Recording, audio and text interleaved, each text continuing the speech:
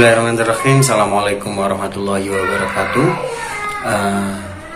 Tentunya ini saya mau melanjutkan apa yang sudah saya buat di short story ya, dimana saya akan bercerita tentang kepindahan saya ke Surabaya, alasannya kenapa dan bagaimana ceritanya ya.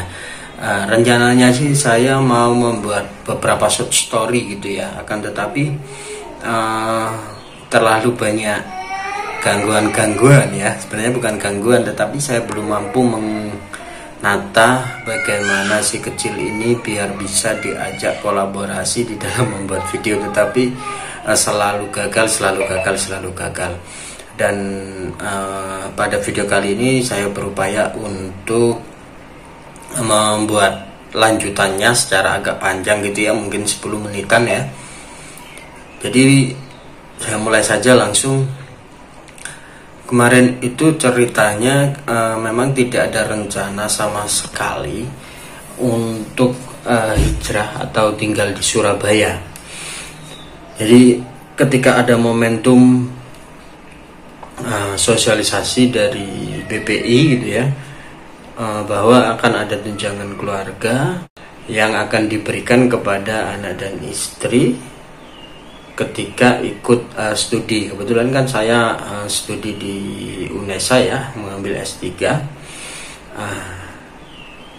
hingga saya berpikir kayaknya ini perlu diambil. Tapi ketika diambil tetapi kita nggak ngapa-ngapain, anak istri ini tidak ada aktivitas yang lain seperti biasanya ketika di rumah, maka saya menganggap itu sesuatu yang mubadir gitu ya. Nah, maka dari itu saya langsung menghubungi beberapa rekan yang mengajar di Surabaya, khususnya di Sekolah Tinggi Kesenian Wiwatikta, apakah masih menerima mahasiswa baru. Nah, alhamdulillah ternyata pembukaannya masih bisa ya, walaupun beberapa hari kedepannya itu sudah ospek. Nah, alhasil nyonya saya tanya apakah berkenan untuk kuliah lagi, dan responnya sangat positif. Memang itu keinginannya dia, karena dulu langsung memilih berumah tangga, belum sempat untuk kuliah kayak gitu ya. Tentunya bidangnya karena nyonya ini juga sama berkesenian seperti saya. Ada di STKW ini ada jurusan seni teater, ada seni murni, kemudian ada karawitan dan ada tari. Nah, basic-basic itu semuanya bersinggungan, tetapi akhirnya kita memutuskan setelah diskusi saya dengan istri akhirnya memilih untuk melanjutkan ke seni tari, biar ada singgungan-singgungan dengan pekerjaannya sebagai perias. Nah, karena saya tidak ada persiapan keuangan sama sekali, adapun itu hanya cukup untuk registrasi. Ya, akhirnya saya merasa pasti nanti ini niatnya baik, kegiatannya baik, pasti nanti ada jalan. Saya berpikir seperti itu. Hingga bismillah akhirnya berangkat tanpa ada persiapan. Akhirnya juga alhamdulillah dapat kontrakan yang ini kecil, hanya ada 2 kamar, dapur, kemudian ruang tamu ya, sebut saja itu sebagai ruang tamu dan kamar mandi gitu ya. Sesekali nanti akan saya buatkan room tour gitu ya, bagaimana kondisi kontrakan saya yang dapat 5 juta per kontrak. Setelah itu akhirnya kan keuangan benar-benar habis dalam proses pemindahan uang kontrakan. Di bulan pertama goncangan keuangan ini muncul ya. Goncangan keuangan muncul, tidak ada saving keuangan sama sekali. Itu yang membuat saya agak stres gitu. Saya berupaya untuk mencari tambahan dengan Gojek, tapi semua Gojek dan Grab untuk motor gitu ya, semua ditutup di wilayah Surabaya, sudah tidak ada lowongan lagi. Saya bahkan sempat datang ke kantor Gojek dan kantor Grab, itu juga tidak bisa. Akhirnya saya mencoba untuk ke GrabCar karena saya belum punya mobil. Dia ada mobil, saya mencoba sewa di jasa GrabCar, tapi tidak lolos, ditolak juga. Akhirnya dari situ saya berpikir kayaknya ini perlu mencari mobil. Akhirnya saya hunting mobil-mobil baru yang ada diskon-diskon promo.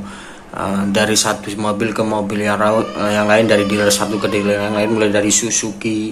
Awalnya kemarin saya memilih untuk Expresso karena Expresso angsurannya sangat murah, DP-nya juga ringan. Mobil SUV versi ekonomis gitu ya. Nah, tetapi karena saat itu memang DP sedang tidak ada, semua tabungan sudah terpakai, akhirnya kan tidak terrealisasi. Hunting terus untuk mengumpulkan referensi, mulai Daihatsu, Toyota gitu ya. Yang mobil baru Honda, hanya 4 merek itu yang sempat saya hunting.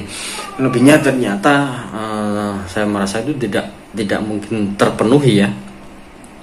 Akhirnya saya mencoba hunting mobil bekas, mulai mobil yang SUV, MPV, sampai juga mobil-mobil yang akhirnya saya turunkan lagi grade-nya, mobil yang angsurannya dan DP-nya ringan. Ya, kemarin sudah sempat proses di OLX Autos, Kia Picanto 2013 saya sudah DP, kemudian disurvei. Ternyata saya berpikir ulang, tenornya 5 tahun, itu akhirnya saya hitung pinjaman dana dari leasing tersebut kalau ditolak sampai 5 tahun hampir 50% dari pembiayaannya. Akhirnya saya memutuskan, kemarin saya cancel dan saya mencoba ke BRI, dan BRI ternyata kebetulan di dekat kampus, di dekat kantor, di tempat saya mengajar di Unim. Awalnya bisa, tapi setelah tahapan mau survei ternyata pimpinannya tidak berkenan karena beda kecamatan. Saya diminta ke kecamatan Pungging dan saya putuskan untuk tidak mengambil di bank. Ya, dari situlah akhirnya saya teringat vlog dari Ridwan Hanif, salah satu vlogger otomotif terbesar di Indonesia gitu ya.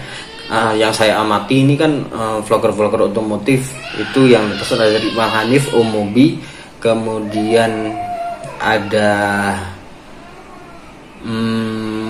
Mas Wahid, dan juga satunya ini Fitra Eri. Dan keempat ini yang sering saya tonton video-video mereka, dan saya teringat Ridwan Hanif menyarankan untuk menabung dan lain sebagainya. Dan saya teringat mengapa, karena biaya leasing begitu besar, saya merealisasikan itu. Saya sempat tergoda dan akan nekat, akan tetapi saya memilih untuk fokus kembali ke YouTube. Ya, saya harus mengaktifkan YouTube, saya harus buat konten lagi. Dan kemarin di kanal ini saya sudah melakukan survei, kira-kira ketika saya hendak fokus mau membuat konten apa kira-kira. Nah, sudah ada yang mengisi survei, dan saya tunggu survei-survei teman-teman selanjutnya agar saya kalau sudah memilih untuk rutin ya, maka video-video itu yang akan mengisi kanal ini. Dan silakan teman-teman subscribe juga kanal ini dan juga kanal saya yang ngomong soal akademik di dosen nyentrik. Kayaknya itu dulu ya, karena anak saya sudah meraung-raung menangis karena pintunya ini saya tutup biar dia tidak mengganggu saya buat video ya. Tapi dia sudah menangis, tidak kuat menahan ini. Akhirnya saya perlu untuk mengakhiri dulu, nanti biar fokus lagi buat video yang lebih baik. Cukup ini perkenalannya dan pernyataan saya untuk melanjutkan kanal ini lebih rutin. Oke, itu saja. Assalamualaikum warahmatullahi wabarakatuh.